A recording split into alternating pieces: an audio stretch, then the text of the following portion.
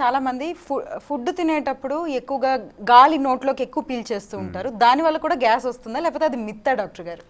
అంటే అది involuntary swallowing of excess gas అనేది కొంతమందిలో ఇప్పుడు టీవీ చూస్తూ లేదంటే నలుగురితో మాట్లాడుకుంటూ నవ్వుతూ మనం తీసుకునేటప్పుడు ఎక్కువగా ఎయిర్ అనేది స్వాలో చేసే ఛాన్సెస్ డెఫినెట్గా ఉంటాయి. ఆ స్వాలో చేసిన ఎయిర్ ఏదో ఒక రూపంలో బయటికి వచ్చేయాలి. అదేమి పొట్ట దాన్ని అబ్జర్వ్ చేసుకోదు ఎయిర్ని. సో అందుకని ఎక్కువగా త్రేన్పు రావడం కానీ లేదంటే కొద్ది తినంగానే పొట్ట హెవీగా నిండినట్టుగా ఉండడం కానీ జరిగే ఛాన్సెస్ ఉంటాయి. అందుకనే ఇప్పుడు జాపనీస్ కల్చర్, చైనీస్ కల్చర్స్లో వాళ్ళు తినేటప్పుడు మాట్లాడకుండా సైలెంట్గా తినమని వాళ్ళ పూర్వీకుల నుంచి వచ్చిందనమాట. ఎందుకంటే అట్లా సైలెంట్గా ప్రాపర్గా నోరు క్లోజ్ చేసుకొని తినడం వల్ల ఎక్కువ ఎయిర్ అనేది మనము స్వాలో చేయము. సో ఒకవేళ అట్లా కొంతమంది తెలియకుండా ఎక్కువగా ఎయిర్ మింగుతుంటే వాళ్ళు ఇది కూడా ఫాలో అయ్యి చూడొచ్చు అనమాట. సైలెంట్గా తినడము, చాలా స్లోగా ప్రాపర్గా నమిలి తినడము, దానివల్ల కూడా డెఫినెట్గా గట్ హెల్త్ అనేది ఇంప్రూవ్ అవుతుంది. ఓకే, అట్లానే లో ఫాడ్ మ్యాప్ అని అంటుంటారు. గ్యాస్ ఉన్న వాళ్ళు వీటిని అవాయిడ్ చేయాలి అని అంటూ ఉంటారు. అంటే ఏంటి, ఎందుకని అవాయిడ్ చేయాలి? అంటే ఎస్పెషల్లీ ఇరిటబుల్ బవెల్ సిండ్రోమ్ వాళ్ళల్లో ఈ లో ఫాడ్ మ్యాప్ డైట్ అనేది మేము సజెస్ట్ చేస్తూ ఉంటాము. ఇందాక చెప్పినట్టు మనం తినే ఆహారంలో రకరకాల వెజిటేబుల్స్ కానీ ఫ్రూట్స్ కానీ ఇవన్నీ మీట్ కానీ ఇవన్నీ ఉంటాయి. సో ప్రతిదీ డైజెస్ట్ అయ్యేటప్పుడు ఎంతో కొంత గ్యాస్ అనేది రిలీజ్ అవుతూ ఉంటుంది. ఆ రిలీజ్ అయ్యే గ్యాస్ కొన్ని రకాల ఫుడ్స్కి చాలా ఎక్కువగా ఉంటుంది, కొన్ని రకాల ఫుడ్స్కి తక్కువగా ఉంటుంది.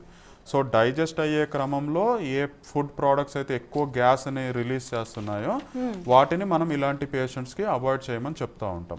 సో మనం తినే సౌత్ ఇండియాకి స్టిక్ అవుతే మనం తినే వాటిల్లో స్పెసిఫిక్గా ఫస్ట్ ఫ్రూట్స్ గురించి మాట్లాడుకుంటే Apple, water melon, Musk melon, తర్వాత మ్యాంగో అండ్ సీతాఫల్, వీటిని అవాయిడ్ చేయమని చెప్తాం కంపారిటివ్గా. అట్లాగే వెజిటేబుల్స్కి వస్తే క్యాబేజ్, తర్వాత క్యాలీఫ్లవర్, ఈ మధ్య బ్రాకోలీ కూడా అందులోకే వస్తుంది, తర్వాత బీన్స్, రాజ్మా, ఇవన్నిటిని కూడా ఇవి ఎక్కువగా గ్యాస్ రిలీజ్ చేసే ఛాన్స్ ఉంటుంది మరి. సో వీటిని కూడా మనము అవాయిడ్ చేయమని చెప్తాం. ఇవి కాకుండా milk, coffee, carbonated beverages, cool drinks అనే ఏవైతే ఉన్నాయో, ఐస్ క్రీమ్, ఇవి కూడా మనం అవాయిడ్ చేయమని చెప్తుంటాం అన్నమాట. ఓకే డాక్టర్ గారు, చివరిగా చెప్పండి, అసలు ఎటువంటి జాగ్రత్తలు తీసుకుంటే గ్యాస్ ఉన్నవాళ్ళు వాళ్ళు లైఫ్ని బాగా లీడ్ చేయొచ్చు, గ్యాస్ లేని వాళ్ళు నివారణగా ఏం చేయాలి? అంటే యాజ్ ఎ హోల్ బ్రాడర్ పర్స్పెక్టివ్లో మాట్లాడుకోవాలనుకుంటే ఫస్ట్ అవాయిడ్ చేయాల్సినవి డెఫినెట్గా ఆల్కహాల్ అనేది, స్మోకింగ్ అనేది డెఫినెట్గా అవాయిడ్ చేయాలి. తర్వాత క్వాంటిటీ ఆఫ్ ఫుడ్ కూడా కాస్త మనం తినే దాంట్లో ఒక 20-30% తగ్గించుకోవడం వల్ల కూడా ఈ సమస్య నుంచి మనకి రిలీఫ్ అనేది ఉంటుంది. తర్వాత excessive antibiotic usage, unnecessary pain killers వాడడం, ఇట్లాంటివి తగ్గించుకోవడం వల్ల కూడా మనకి గ్యాస్ట్రిక్ సమస్యలు రాకుండా ఉంటాయి. కానీ ఇప్పుడున్న వాటిలో స్ట్రెస్ అనేది చాలా మేజర్ ఫ్యాక్టర్.